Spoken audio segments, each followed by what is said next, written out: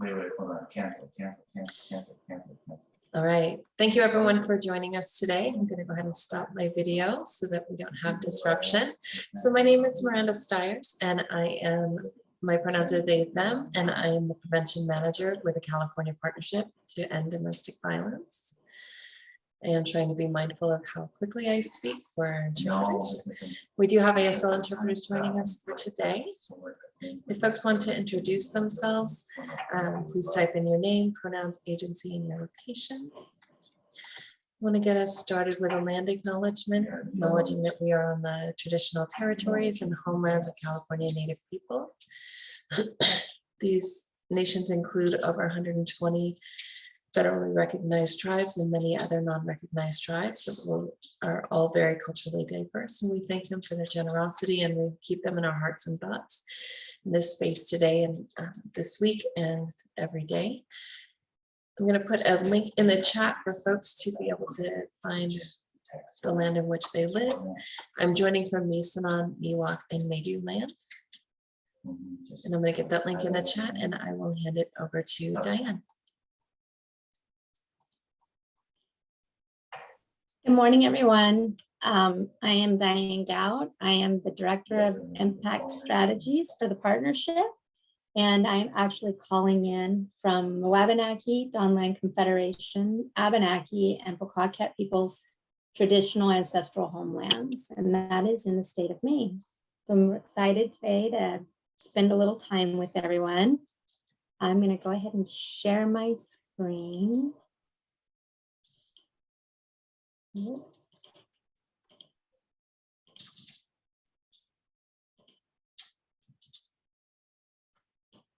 make sure everyone can see this.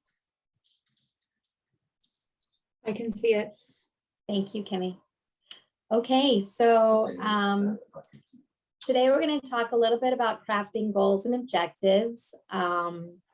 You know, most of the time we think of these when we are writing our grants, but they're also really important to think about in terms of when we're doing program and project assessments.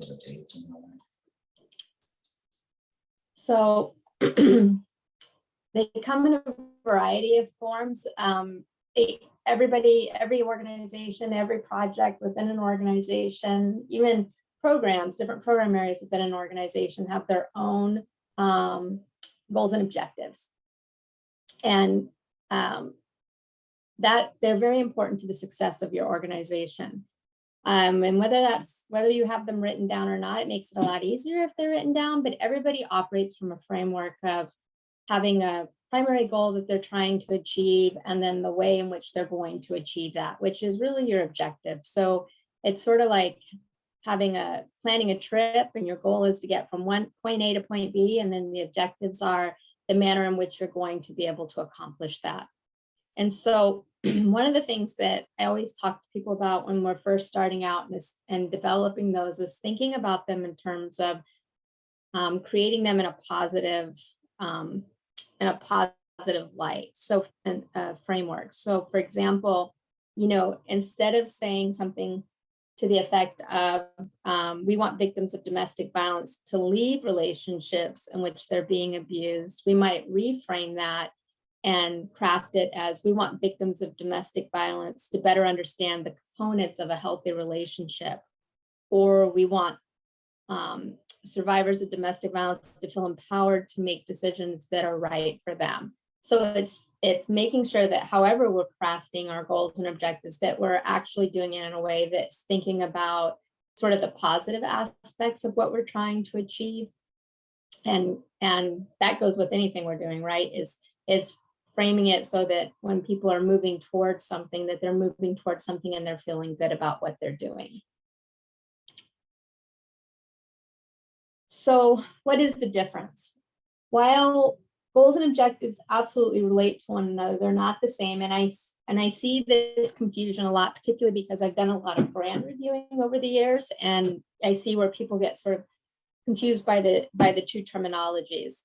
And program goals in general are what set the direction and the long-term achievement. So they are generally in line with the mission of your program. And so if we think about this in layers, you would have your program goal or your agency goals, why your agency, what's the point, what's the purpose of your agency, what is that agency trying to achieve? And then each of the projects that you have within that organization would be, each have their own goal, right? And they would be to support and uplift the goals and the mission of the organization.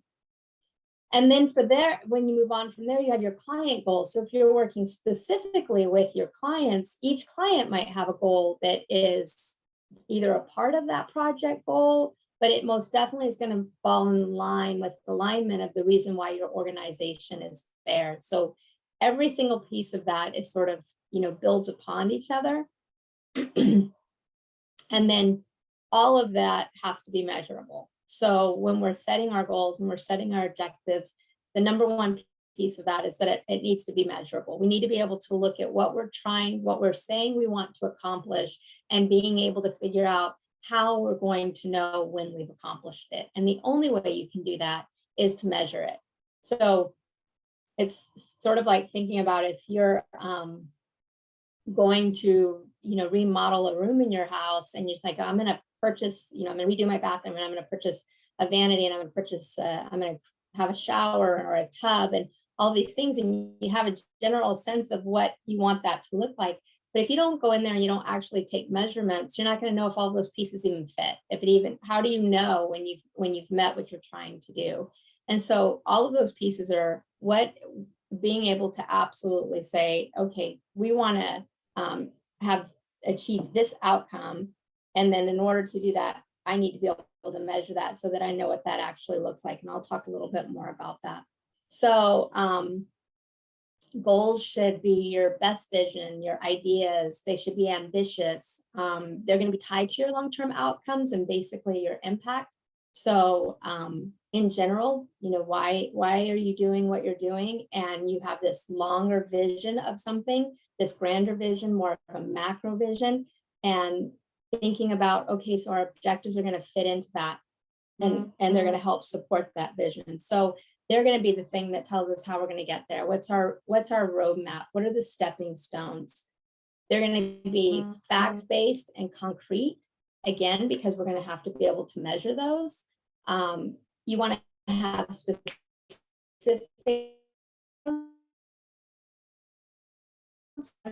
everybody's going to be able to be on board with that. And then you're going to want them to be time specific. So how much time is it going to take? When do we expect to see some sort of change from that? So one of the things that, I use as an example, because I think we do this work all the time, we just don't call it this, this sort of evaluative type of work and setting up these goals and objectives, is if you have a garden, let's say your goal is you want to eat healthier and more organically. And one of your ways of being able to get there is you're going to grow your own food. You're going to have your own garden. So in order to do that, you're going to go out there and you can say, okay, what can I plant? What can I reasonably do here? What's going to make sense? So you're not going to try to grow something that's not going to grow in your area, right? Unless you create special conditions.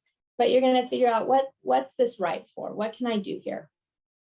And so let's say, you're going to prepare your garden, your land, then you're going to figure out what you can plant there, how far apart, how many seeds, then you're going to, maybe water it and keep checking on it. And you're going to expect to see some kind of change in a certain period of time, right? So, for me, I would say maybe by the middle of summer, I'm going to have vegetables growing that I'm going to be able to, pluck off the vine or dig out of my garden. I'm going to be able to eat those. So it's going to be time specific. And then when I go back and look at it, I'm going to look at that and say, okay, did these things happen? Right. And that's when we're starting to think about our outcomes is did the garden yield? And if it didn't yield, what happened? What was that change? And so that's when we're thinking about those goals and objectives, is that we want them all to be tied together, and we want to be able to go back and look at them and evaluate them and see if we got what we were expecting. Did we get a little bit more? Maybe we had some cross-fertilization and we got a different plant that we weren't anticipating, a different vegetable or a different fruit, right? Or do we need to go back and do we need to revisit it and see if we need to make some changes?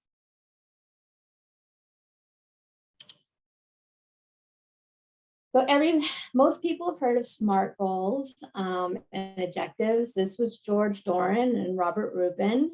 They developed these many, many years ago in the field. And for our purposes, I think we're going to talk more about them as project goals and objectives that are as part of a program. So the big piece that they really hear is that they're measurable, right?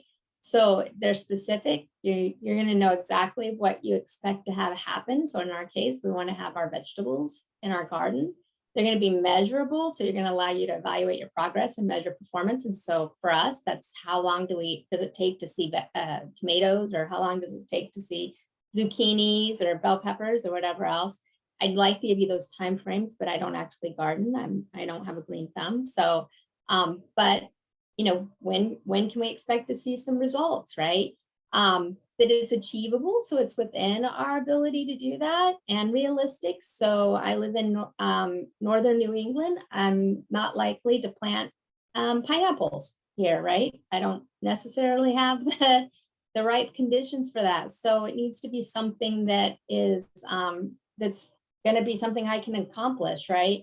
And then it's realistic. So if I plant something today and I think in a week I'm going to have fresh tomatoes, that's not really realistic, because that's not going to happen. And then having those things being time bound. So do I have a beginning and end point? And am I going to check in the middle and see how things are going? And that's sort of how we select work in establishing those goals and objectives. So for an example here, we have that by the end of year 3, our preventionists will have engaged with 300 students, averaging 100 students a year, to deliver comprehensive health education curriculum that supports and educates youth around adolescent development, reproductive health, and healthy relationships. And so when you look at that objective there, what you see is all of those elements being met. So we've given ourselves a certain time period that it's achievable, because that's and really realistic, right? So you're asking them to engage with 100 students a year. So with a total of 300, and then it's specific. So what exactly are we planning to do with that? And so every piece of that is measurable, right? Throughout all of the data points, that's measurable. So there are process objectives and outcome objectives. Process objectives describe the activities and the services and the strategies that will be delivered as part of implementing the program.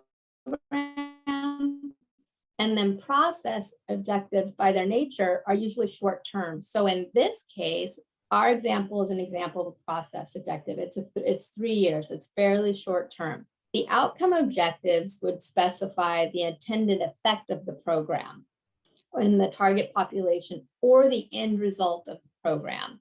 And so the outcome objective focuses on what your target population will know. And in our example here, because of the delivery of the curriculum, we're anticipating that there is going to be a change in knowledge to include the ability to perhaps identify elements of a healthy relationship, awareness of when and how to access needed services and resources, and then the ability to utilize all of that information to inform their decision-making going forward. So that may extend beyond the 3 years of our project, and we may be going into further time after the project, because it may take a while for people to have the opportunity to utilize the information, for that information to be transformative in their own lives. So another example would we have a domestic violence and sexual assault program, and our organizational goal might be to be an effective leader in our community, addressing domestic, dating, and sexual violence, stalking, and sex trafficking through the implementation of high quality intervention and prevention strategies. And so that's that generalized macro level goal, right, for our organization is to be an effective leader. So we want other programs to look to us, and then we're going to develop and deliver these high quality intervention and prevention strategies. So when we're thinking about that term, how to measure that, we have to be able to take that terminology and we have to be able to say, okay, so what does that mean to us in terms of staffing? You know, are we talking about having well-trained, educated, informed staff in all the ways necessary to meet the goals and objectives of our projects? Does that mean that our services that we're going to develop to meet our goals, are they specialized services? What are those specific services? Do we have any data that suggests that because we implement these types of services that, you know, we're implementing what we would identify as high quality services? Are there training activities that, you know, we are undertaking so that professionals in the community can better understand the types and signs of violence and can make appropriate referrals? So are we engaging in those training activities the way that we need to? Community education and public awareness, the same thing, right? What types of campaigns do we have? Are those campaigns, are they, you know, how we would define, are they supported? Are they and whether they're practice-based or community-based or evidence-based, are they trauma-informed? You know, are making sure that all of the things that we identify with actually being what would translate into high quality are fitting into these categories. And then what do our vendor accountability pieces look like? Are we engaging in new processes, maybe around restorative justice practices? How are we holding offenders accountable? How are we participating in keeping the community safe? And then finally, what impact are we hoping to make? So as a result of these services that we want to be a leader in, you know, what is that impact? What is the thing that we want to achieve at the end of that to show that we are a leader, right? And how we define that. So when you're thinking about all of those pieces of your goals and objectives, is making sure that we're defining the terminology so that it doesn't stay ambiguous. So for example, we're gonna take the public awareness community education project, right? And our goal here is to create and or increase awareness about healthy relationships among youth. And so when you're like, okay, that seems pretty straightforward, right? And then once we've identified that goal, now we're going to identify the ways in which our objectives, how we intend to meet that goal. And so in this case, we're going to meet with school administration at least twice a school year. We're going to provide quarterly presentations to the elementary, middle, and high schools in the tribal. This one's the tribal community about healthy relationships. So we're going to do this. We're very specific about what we're going to do in this particular objective. And then our activities would flow from there.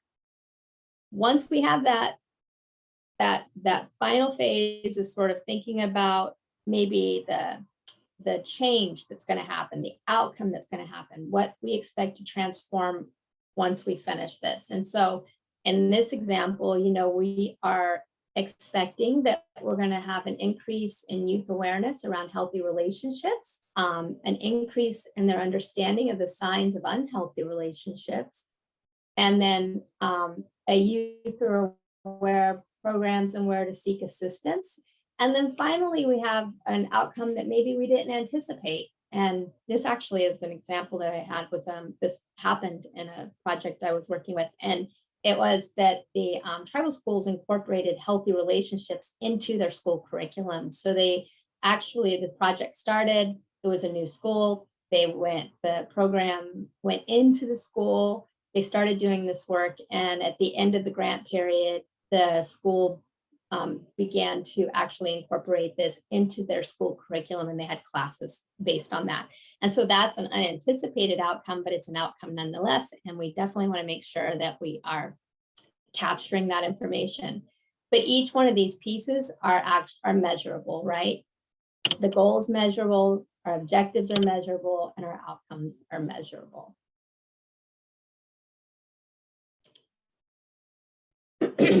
So when thinking about some of the challenges that occur, what can get in our way of success, and what happens when we're out of balance, right?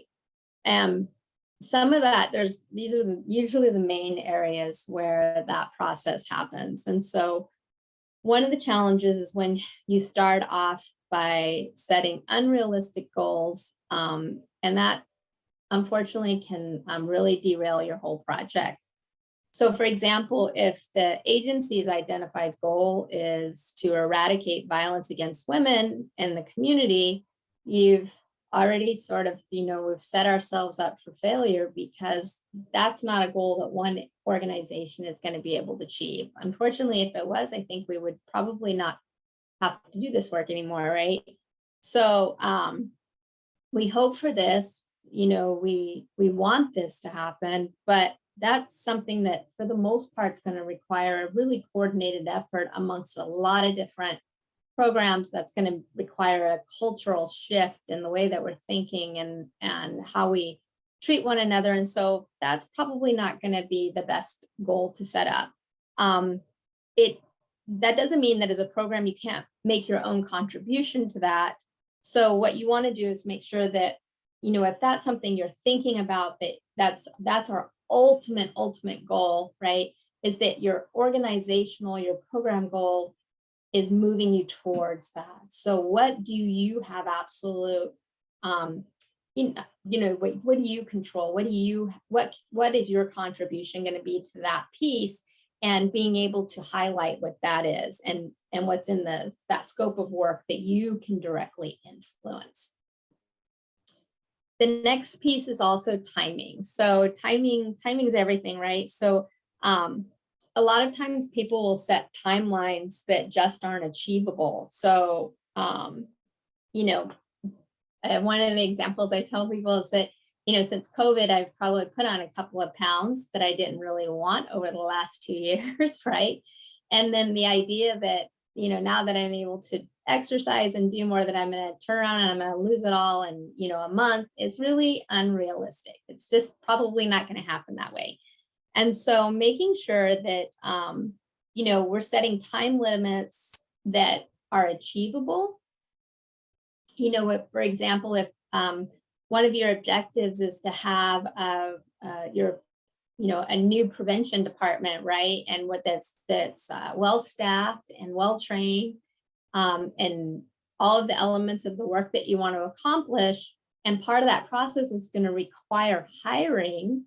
That's one of your activities to that objectives, is you're going to have to hire new prevention staff. Thinking that you're going to have all of those pieces in place in 1 or 2 months is an unrealistic goal. So for most departments, it takes months to get somebody, job descriptions written and postings made, and then reviewing resumes, and then setting up interviews, and then making selections. And then once you get them selected, you got to get them onboarded and then trained. It's really thinking you could get all of that accomplished in 1 month is an unrealistic goal. And what that does when we set those types of unrealistic timelines is it creates this level of frustration, and it also sort of throws everything out of whack, because when you go to look at your grant and look at the timelines you have set up, you're going to look at it and say, well, we're not even there. So how am I going to, we're already set all the way back, right? And so there's enough things that get in our way with being able to do our work that we don't want to cause more stress for ourselves. So, make sure that you're setting an appropriate timeline, and that you're setting a timeline. So that keeps us accountable. So for example, if I've got work due, if somebody in my house, it's like if I don't give myself sort of fit in when I'm going to do my laundry, that I'm not going to get it done. It's just, and not until my husband comes along and says, I don't have any socks, or, something else is missing. And I guess I got to go get that laundry done. So if I give myself a timeline for something, okay, I'm going to set time aside on every Saturday for 2 hours to do X. Then I have that timeline and I'm going to hold myself to it. And I'm going to keep myself accountable. So sort of thinking about the timelines is also that accountability piece for ourselves. Not well planned and someone else's idea. This usually shows up when programs have grant writers write a grant for them without working with the program to determine what the needs are and what their capacity is. So grant writing is, a lot of people know, it's sort of an art. It takes a while to get used to doing it. And so, and it also requires a significant amount of time sometimes. And so because of that, some organizations will go outside and they will bring in professional grant writers. And a lot of, many organizations don't have that kind of discretionary funding to do that, but some do.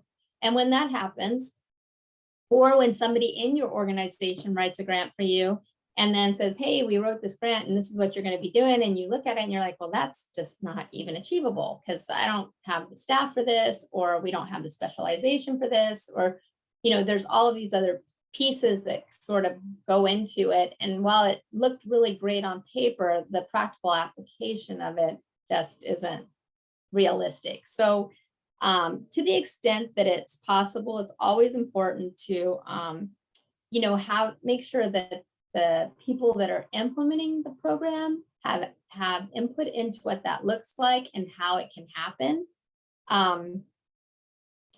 I saw this happen with a project I did years ago when I was working for the university, and we had a juvenile drug court in the state of Maine, and we had an adult drug court that was fairly successful. And so the writers of that grant decided to write a grant for the juvenile drug court, assuming, without checking in with the judges and the probation officers, that they were going to be just as excited when they got the funding. And what they didn't realize is that it was going to require more time on the judge's part, and it was also going to require significantly more time on probation's part, who had cases that were already exhausting them as it was. And so when the monies came through, it was a substantial amount of money for the state. Nobody was happy about that except for the people who wrote the grant. And so it took us almost a year, because I got brought into that project, of having to convince everybody and figuring out ways to adjust so that we could accommodate the people who were going to be the most impacted by it. So just sort of thinking about making sure that when you come up with some of your goals and objectives, that everybody that's going to be impacted is at the table to have input into that. Then there's the too many goals or objectives. And so, we want to do great work. So this often takes the shape of us overcommitting in a very short time frame. So it sort of goes back to that time piece. And most of our work builds upon our other work, right? So you want to make sure that you sort of spread your goals and objectives out in a way that allows you the time to move through them strategically. And with that will be increased chances of success, right? So if you're able to sort of stagger them, then you're able to sort of, if something creates a barrier in one place, you can move to the next thing. So for example, during the beginning of COVID, I worked on a project that was a 3-year project. It was just starting. We were going to be doing focus groups in a community to develop specialized sexual assault services. And then we got the first focus group date set, and then COVID hit.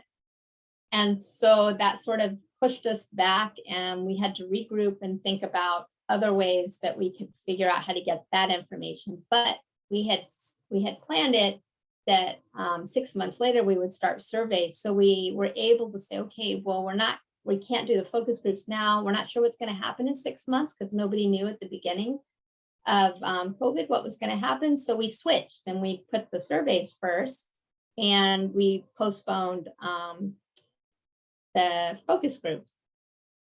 And ultimately we had to change it altogether, and that worked. But it was that ability, because we had staggered our work, we were able to move things around. So making sure that you sort of think about that when you're setting your goals and objectives, and also making sure that you're really careful in thinking about the staffing around that you have available, because sometimes some smaller programs, staffing is more limited and people are wearing multiple hats, and that seems to be particularly true in this day and age where we're at. So and making sure and being mindful of us taking care of our staff is stretching them too thin. And then finally, which is probably one of the bigger pieces to this for me, is that the no evaluative process. And so at the beginning of every project, you should have an evaluation process in place. And from a management perspective, this helps make decisions on the future of the organization. So despite all the successes, sometimes you're not going to achieve your goals, and that's fine. And it gives you an idea of what you can realistically achieve when you're engaged in evaluation. You can then alter those expectations, your goals, and the strategies around reaching your objectives. And they also, that process gives you the ability to monitor your projects and how much progress you're making. And they provide you an important check to say, okay, so this is what we're doing. And it keeps you from sort of being blinded by what you think is working well. So, we all go into this work and develop our projects thinking, they're going to be these great projects. And of course, the ideas are fabulous, but sometimes there may be pieces to it that aren't working as well. Maybe there's certain populations that are being left out or not being engaged in. Maybe we're making some missteps in different places, or we're creating some barriers that we didn't realize we were creating. And the evaluative process, whether that's seeking input from stakeholders, whether that's seeking input from the people that you're providing the services to, that allows us to stay accountable and transparent to what it is we're trying to do. Because at the end of the day, the whole reason we're doing this work is so that we can improve not only the lives of others, but also the way that we are engaging in doing our work. So it gives you sort of, it allows you to have that ideas to be able to see where maybe some of the hiccups are, and maybe where you need more attention. So, an example might be, you're developing new program area and you're hoping to serve clients by the 6-month mark in your project, but you need to be able to hire in order to get that done, right? And you were thinking you were going to get everybody onboarded in 4 months, and then you did. You were able to get it done. You were realistic in that time frame, and they started, and you're ready to go. And then next month they lost the job. They quit, right? And so that set you back, right? So you're like, well, we were doing great. We had a realistic time frame. We got somebody in place. We got them trained. We're ready to go, and then they left. And so that completely sort of goes, well, that throws everything up in the air again. And so once you're able to identify that, you can document it. You're looking at it. You're trying to see how that impacts the objectives that you have set out. It gives you something to work from. But if because we're so caught up in our work, if we don't have that process of being able to go back and consistently review what we're doing and how we're doing it, a lot of that stuff gets lost. And then when it comes down to reporting to your funders, there's going to be a challenge there in making sure that you remember that to report, right?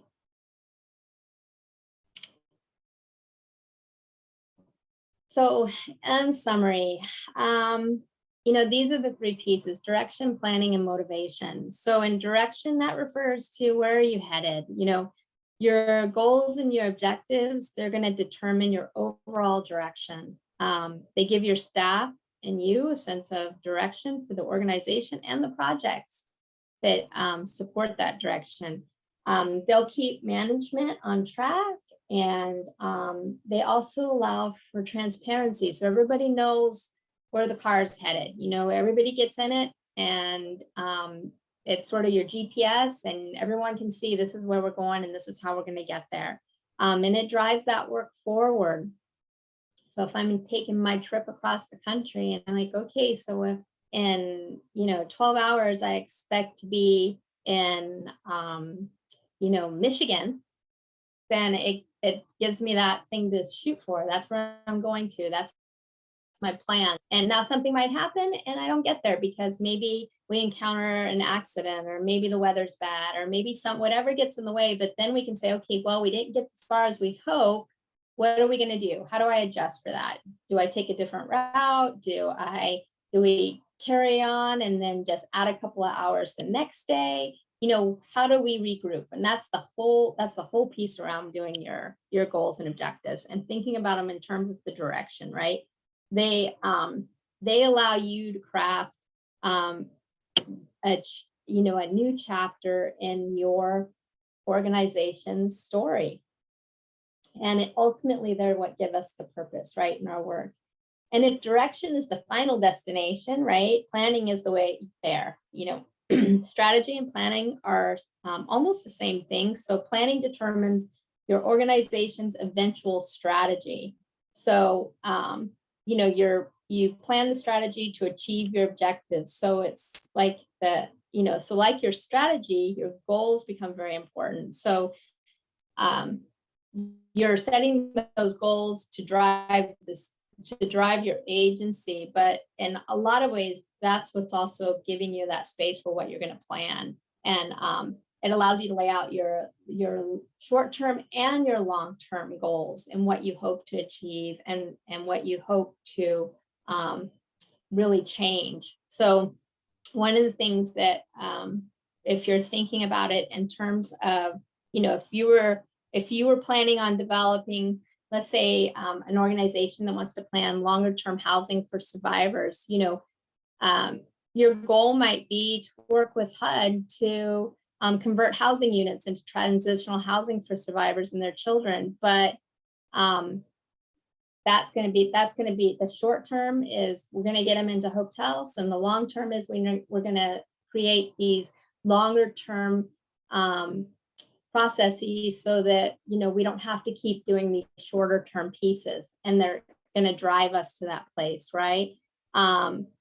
If you're thinking about a plan to increase awareness of your program among youth, that could be influenced by your social media following, and so that grows over a period of time. So how do you, all the different ways you can sort of think about the short term, how can we get this done, and then the long term, how can we maintain that? So one piece is maybe the getting into your social media piece, and then the other piece is having a consistent presence in schools, right? So like that school that developed, it became part of their school curriculum to do this work, then over time you become well known in amongst that population, and they start talking about you, right?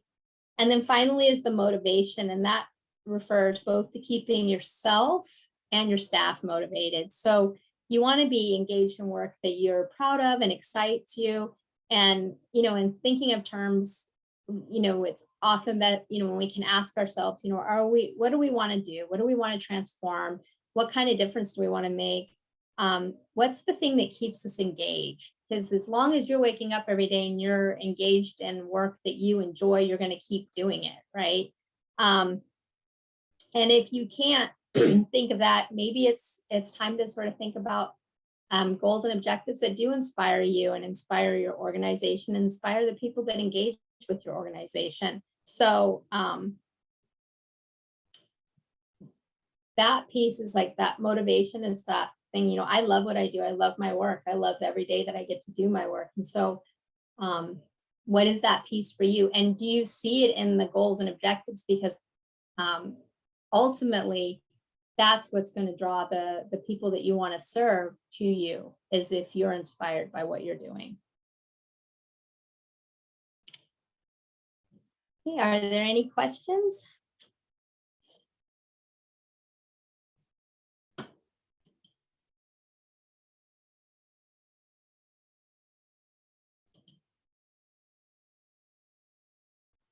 And you can enter your questions either in the chat or unmute yourself.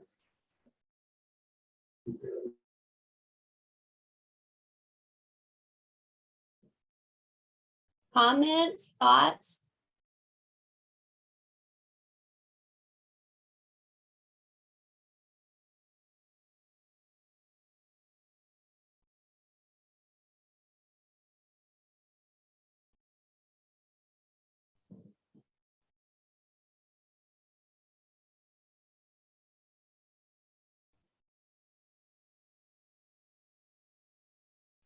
Have people had opportunities to create goals and objectives?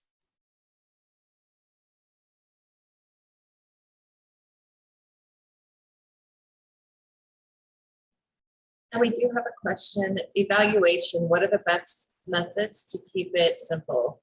Currently using a pre and post model. It's not therapy.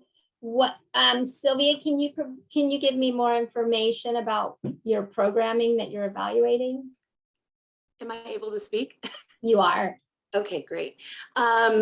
So we have an integrated model with law and social work, and a lot of legal outcomes, since we were using that word earlier, tend to be quantitative, whereas the social work piece tends to be more qualitative.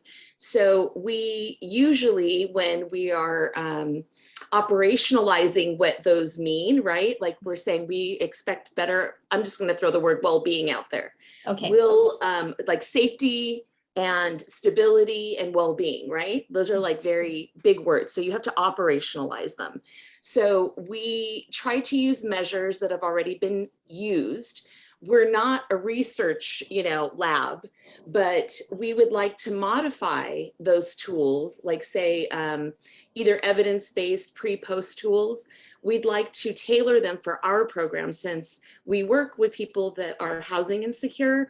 So when we're looking at stability, for example, that would be an area we would be asking about. Mm-hmm. And obviously safety, you can't guarantee, but safer, right? Mm-hmm.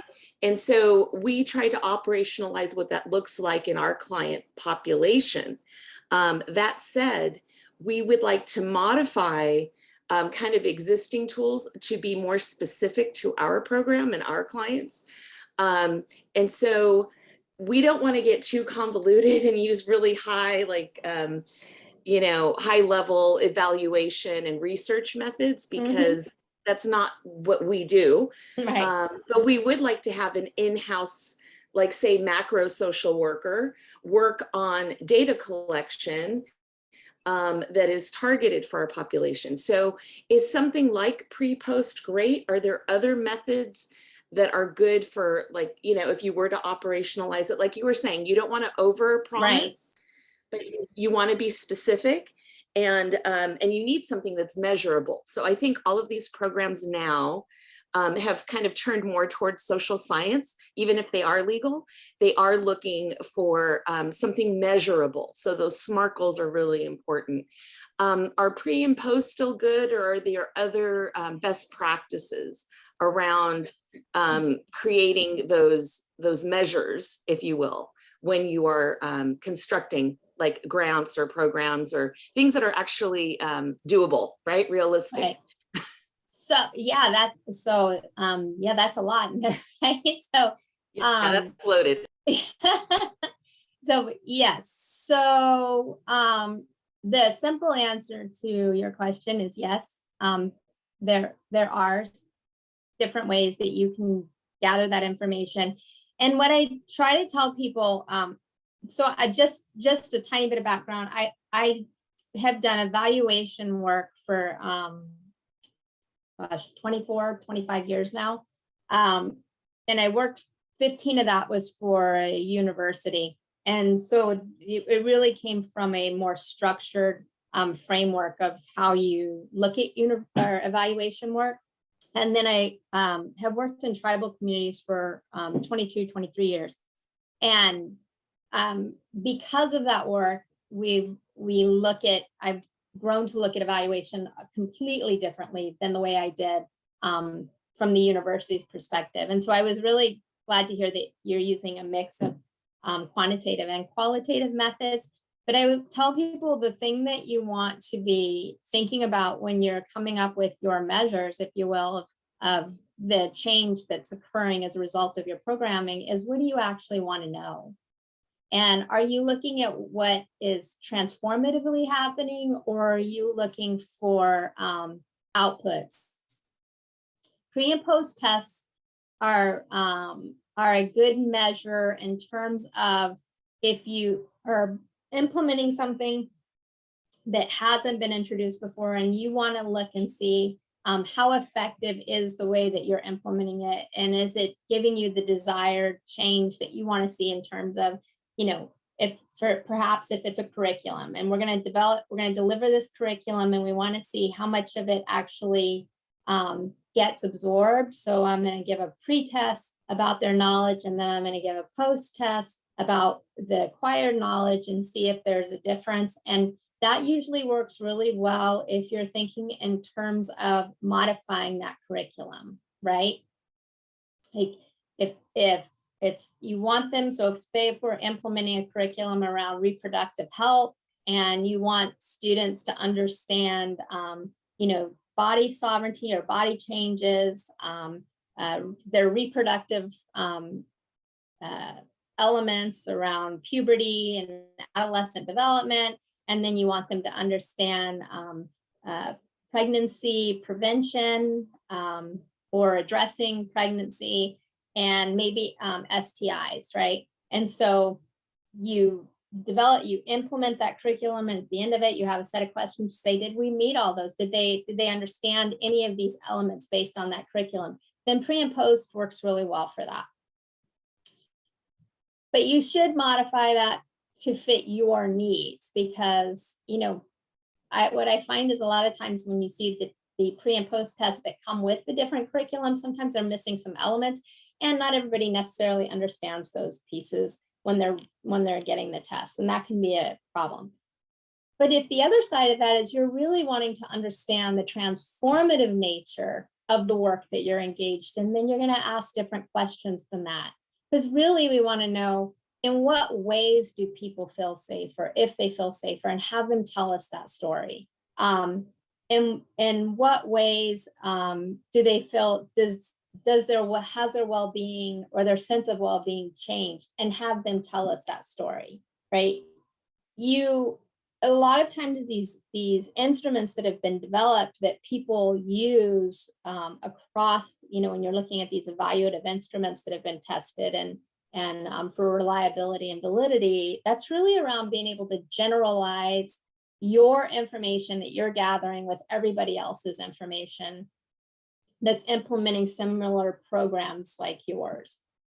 That really runs into problems when you're working with small communities, because the numbers are never going to be high enough to be able to determine if they are generalizable. It's just not going to happen for most programs. You have to be really working with larger scale communities in order to do that. And then the question I pose to people is, how important is that to you? Or is what's important to you is, what difference are we making in people's lives, and how do we document that?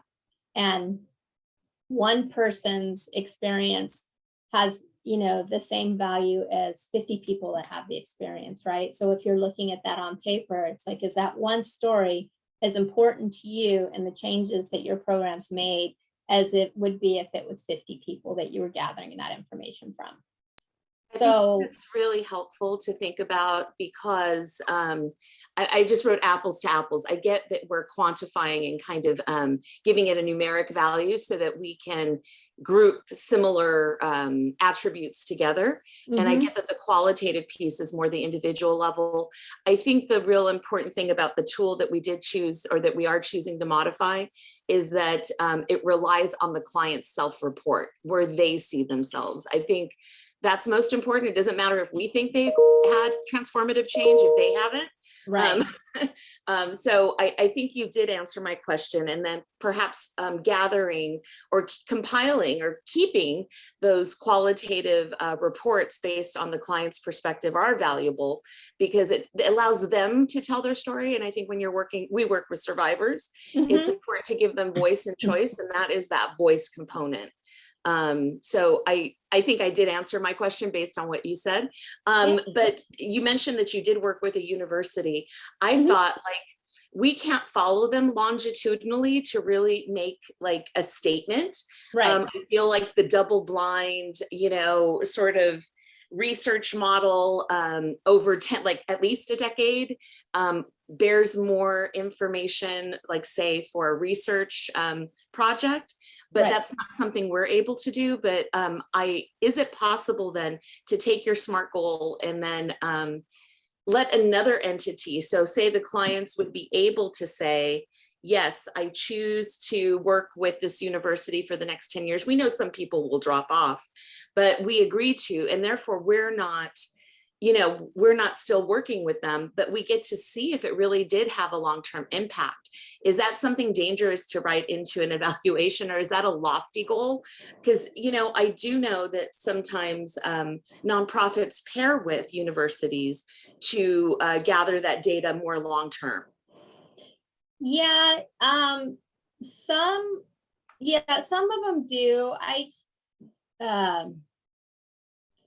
I mean, that's really difficult because even for universities that have longitudinal data across different projects. So I know, for example, there's Fragile Families out of Princeton University has longitudinal data that they've been collecting, I think, for like over maybe, let's see, I think since like 2003 or 5, I can't, so it's been about 15 years that they've been collecting the data. And the challenges with that, to be honest, is that because I used it for my dissertation, is that depending on the population, that information is really just, it's numbers, right? And there's no context to it. And I think that the thing around with qualitative data is that provides the context to whatever those numbers are. And so people, particularly in universities, they're very much driven to get these large data sets and large numbers of individuals. And because of that, oftentimes what gets left out are sort of those qualitative pieces. So they use these scales, these well-being scales, or these other types of scales to say, okay, well, this person, however many years later is, 10, 15 years later seems to be doing great, or, and these are the metrics by which we measure that. But at the end of the day, the challenge you have with that is that it's very hard to draw that all the way back to your programming and what you did with them 10 years later. So it's right? better that we go ahead and continue. So what we're using kind of a deductive reasoning model when writing our grants, I guess, and saying that these other research studies have said that these qualities in, survivors, or these knowledge bases. So in other words, if you give them economic, advocacy training, and you let them know their rights, and you work with them to identify resources so that they feel safer in their own communities. All of these things, according to this body of research, would indicate that they would have an overall like improvement in well-being long-term. Like we're not going to try to do the research. We're going to use the research that exists. Is that okay when you're looking at a SMART goal? Like I'm saying on a macro level, you were saying that big overarching, is that still like for programming sake and writing grants and the reason of your particular instruction today. Is that good enough? Yeah, no, absolutely. And I think what you're talking about in those terms is thinking about that you're utilizing that information as sort of your theory of change in a lot of ways, right? Exactly. So based on this information that we have, this research that we have, we understand these things to be true. And the only thing I would say is, yes, that absolutely works. But the other side of that is also make sure that you're finding ways to collect from your clients outside of what the researchers have identified as the appropriate scales to measure that, but they're also informing that process for you too. Because a lot of times I think we get surprised that in a good way, right? We see these unanticipated pieces of transformation that we might not have necessarily caught just by utilizing a survey that has a scale. Does that make sense what I'm saying? I think it does. And with our immigrant population in particular, there are certain resiliency outcomes that we are very surprised by, particularly throughout the pandemic. Mm-hmm. We realized that our clients that actually had fewer resources starting out this process actually fared better because they were actually used to coming up with solutions that were outside the box from like those that maybe could get on public benefits or those that could, access other resources. So that was something we didn't expect. And we had to change to a hybrid model. And so we were surprised they actually liked that instead of coming in, because some of them worked 2-3 jobs, or they had children to take care of and didn't want to take 6 buses to our org. And so again, like big surprises such as that. Right.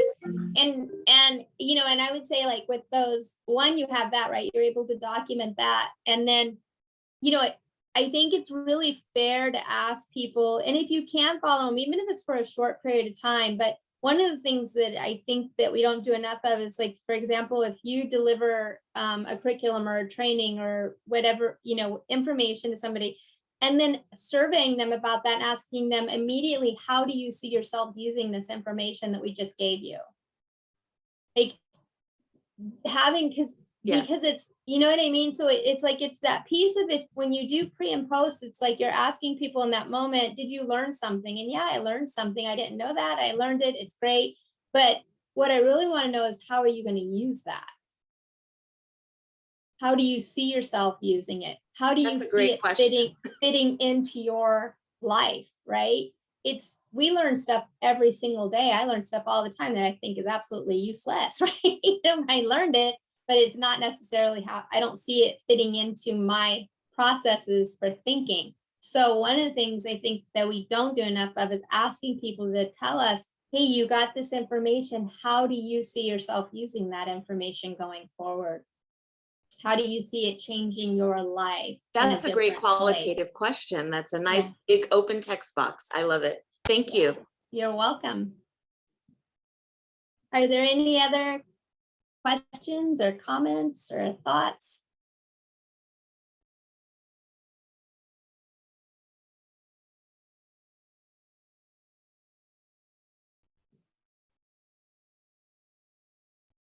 Miranda, do you want to close it? Absolutely. All right. Thank you everyone for joining us today. We are going to get this uploaded to our resource library and we will share the link out. Thank you to Dr. Diane Gout. Very much appreciate your presentation and all of the information, of course. And wanted to thank our ASL interpreters. You're both amazing. Very grateful for you and for our participants. And we'll be sending a brief survey out as well. So we hope that folks can take a few minutes to give us some feedback. And we look forward to seeing you next time. Thank you.